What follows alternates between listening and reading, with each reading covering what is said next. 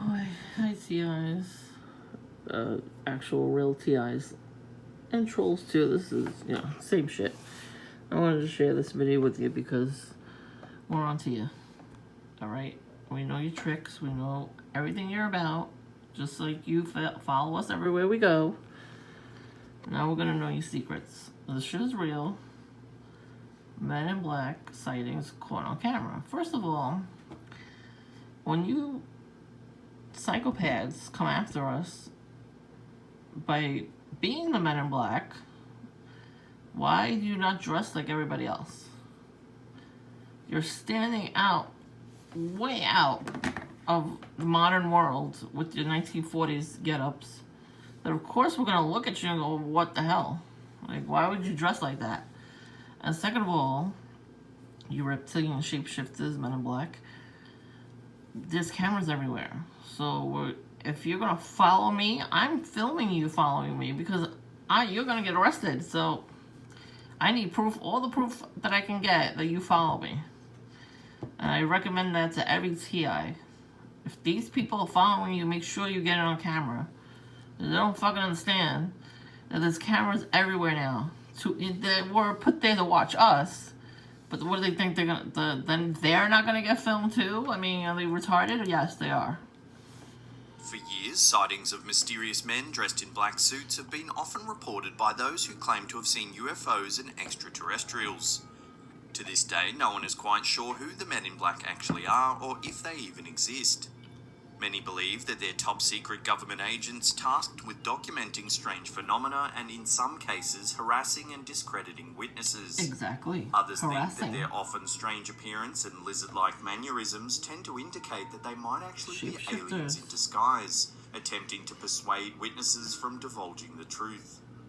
Over the years, there have been numerous documented encounters with the Men in Black, many of which share several eerie and unsettling similarities. This photo was reported to have been taken in 1968 by Tim Green Beckley, a friend of UFO researcher Jack Robinson and his wife Mary. The Robinsons began to suspect something strange was going on in their Jersey City apartment. They would return home to find that their residence appeared to have been searched through despite no signs of a break-in. That's what they do. Shortly after, Mary noticed a mysterious man dressed all in black loitering outside. She told her husband and friend, Tim Beckley, who decided to drive by the apartment early one morning to see if the man was still there. Sure enough, he was.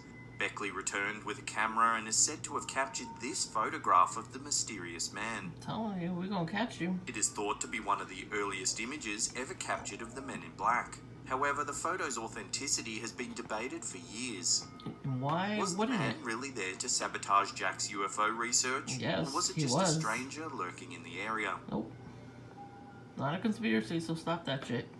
They try to make us look crazy. They're the crazy ones. These images were reportedly taken from a video shot on the 13th of April 2014. That makes you stand out. Good. For a streetcar outside the French Quarter in New Orleans, Louisiana. They first appeared on the popular UFO website Out There with Ted as part of an article about the man who captured them. In the article, the man, under the alias of Jack Smith, claimed to have had several encounters with unusual beings ever since he was a child. He recalled once meeting a strange boy with no hair and big eyes near his house in Loch Raven, Maryland. He led Jack towards a bizarre humming noise that was emanating from deep inside the woods. On the way, the boy showed him a strange contraption. Jack said that the device would behave like a flashlight, but it would flood the trees and bushes with a beam of night, not light. Soon they reached the source of the humming. It was a small metallic craft about the size of a van. Standing in front of the craft were several more beings. All except one were similar to the boy that was accompanying Jack. The other, however, was taller and described by Jack as almost praying mantis-like in appearance. Jack became scared and decided to run home. Suddenly, one of the beings aimed the flashlight-like device at him. He was engulfed in a beam of darkness and lost consciousness. Jack awoke bruised and battered sometime later, and both the craft and strange beings were gone. He noticed a scoop-shaped scar on one of his legs, a mark commonly reported by people who claim to have been abducted. Now in his 50s, Jack claims that it's not so much the strange encounters, but rather the constant run-ins with the Men in Black that really irks him. This occasion was different, however. Jack was with a friend and he had a camera handy. The pair were waiting by the Bienville Street station in New Orleans when Jack suddenly noticed two mysterious men standing nearby. He quickly grabbed his phone and started recording. "I knew something was wrong immediately," said Jack's friend Jane. "They looked like identical twins, they were slim and much taller than the average person. They were dressed in identical black suits, white shirts, skinny black ties, fedoras and black sunglasses. They were pale, they were stiff, and they moved eerily in unison. They had oblong faces with a thin line for a mouth. Their whole vibe was cold and creepy." Jane also mentioned that the men seemed to be able to communicate with each other without talking. After a long wait, the streetcar arrived. However, the men in black didn't get in. Instead, they walked across the road and drove away in a shiny black car with a foreign license plate. Shortly after the event, Jack sent the footage to Jane's cell phone. However, less than 24 hours later, her memory card was mysteriously wiped, and the video, along with all her photos, were gone. Wow. Jack believes that the constant harassment he's received by the men in black over the years is their way of showing him that he can be found anywhere at any time. Just like gang stalking. To this day, Jack has refused to release the video, claiming that he fears for his life and is afraid what the men in black might do to him if he ever goes public. Don't ever fear these things. They're demonic entities. This photo was reportedly taken by UFO researcher Alan Greenfield outside the 1969 National UFO Conference in Charlottesville, Virginia. While at lunch, Greenfield and several other attendees noticed a strange man dressed in black attempting to listen in on their conversation. That's what the gang The stalking man do. was described as having a pasty complexion and moved about in a stiff robotic motion. It's like a perp. When Greenfield confronted the man, he quickly exited the building. Greenfield followed the man outside and asked him who he was. He told him that he was actually a man in black in training. Greenfield then managed to capture this image before he once again walked away. The man rounded a corner with Greenfield close behind, but as he turned the corner, the mysterious man vanished. The photo has been scrutinized over the years, with opinions divided about its authenticity. Some believe it to be genuine, however others think that the man in black might have simply been a prankster, one looking to have some fun with the attendees of the UFO They conference. always say shit like that. Isn't it frustrating? I just want to punch In them. October Can I 2009, two punch people them? claimed to have witnessed a large triangular-shaped object hovering above the hotel they were staying in Canada. The witnesses reported the event to the authorities, and a short time later, two mysterious men dressed in black suits visited the hotel. This video, uploaded to Creepypaste's YouTube channel in October 2013, is purported to be footage taken from the hotel lobby security camera. Did I If forget you about the look security closely, it cameras? appears that the man on the left is having trouble keeping his feet straight as he walks forward. The men in black allegedly asked to speak to the guests that had witnessed the event, but were told by staff that they were no longer staying in the hotel. Several of the staff members who spoke to the men described them as looking identical. Their skin was very pale and they had no eyebrows or eyelashes.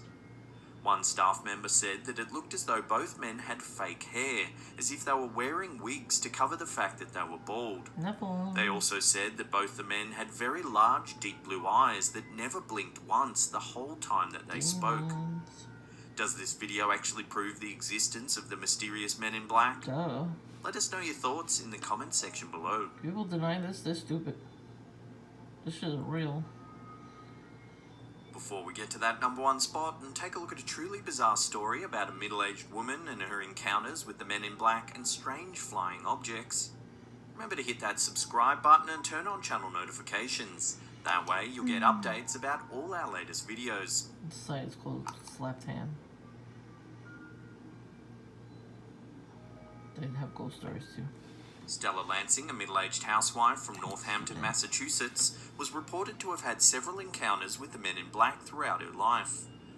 Her bizarre tale began in 1961 when she claimed to have seen a bright orb in the sky above her house.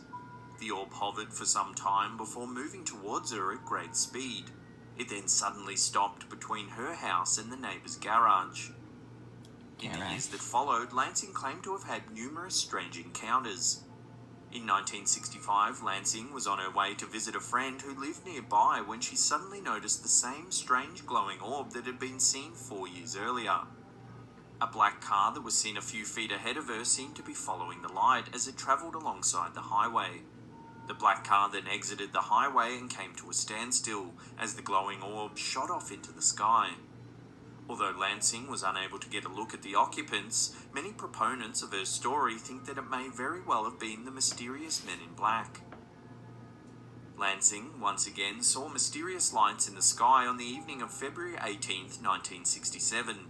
She pulled her car over to the side of the road and got out to take a closer look. This time she wasn't alone. Another car had also stopped to watch the mysterious lights. She asked the driver if he too could see them, and he responded with a dumbfounded yes. Lansing decided to head home and get her 8mm camera. When she returned, the lights were still flying through the sky, and she was joined by a friend who had also noticed the lights while driving home from work. A bluish-coloured orb appeared in the distance and slowly approached the two of them. It stopped about 150 metres away before flying into the sky. Then, suddenly, a burst of white light blinded the pair as another object flew into the sky at great speeds. Sometime later, Lansing purchased a projector that allowed her to slow the footage she had captured down to 2 frames per second. This photo is a still of one of the bright objects that Lansing witnessed that night. It has come to be known as the occupants photo. It shows the heads of several beings in what Lansing described as a craft of some sort.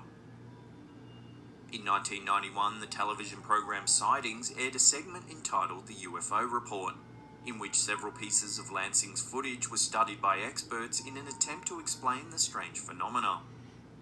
When they transferred the portion of 8mm film that contained the now famous occupants image to videotape, they discovered a mysterious recording that sounds like voices speaking in a strange dialect. Damn. The stunned experts were at a loss to explain how Lansing's silent film could suddenly produce sound. Right. Sometime after Lansing captured the footage, she was introduced to Dr. Berthold E. Schwartz, a psychiatrist with a keen interest in UFOs and the paranormal. He performed a series of tests that showed no abnormalities in Lansing's brain function and agreed to examine the large amounts of video footage and photographs that she had documented over the years. Intrigued by her supposed encounters, Dr. Schwartz decided to accompany Lansing and a friend to the area in Massachusetts where she had first captured the footage of the occupants. Within minutes, 2 glowing lights appeared in the sky. They glided silently next to each other, occasionally merging as one, then splitting apart once again. The doctor managed to capture this footage of the bizarre event. As the trio watched in amazement, they didn't notice a black car that silently approached them with its headlights off. When it was about 100 feet ahead of them, it began flashing its lights in a strange sequence. Frightened, Lansing's friend urged the others to get in their car. The dark car then started its engine and drove past the trio at great speed. Its headlights were so bright that no one could catch a glimpse of the license plate as it sped away. To this day, Lansing's bizarre encounters and strange videos and photographs have remained, for the large part, inexplicable. Some believe that Lansing had many genuine encounters with crafts and beings from another world. Others think that she may have somehow had the unique ability to superimpose imagery from her mind onto her films and photographs. Yeah, okay. There's no way Others to do that. still think that Lansing possessed the ability to somehow interact with a different dimension and then capture those experiences on film. So who were the unseen occupants of the mysterious black cars that Lansing often saw after her strange encounters? Many think that it may have been the men in black. You think? If you're a big fan of weird photos just like these, then don't worry, we've got plenty more. Yeah, they are real. And just, people, of course, will never believe it. But whatever. We know it's real. So it's today, April 3rd, 2021. Yep.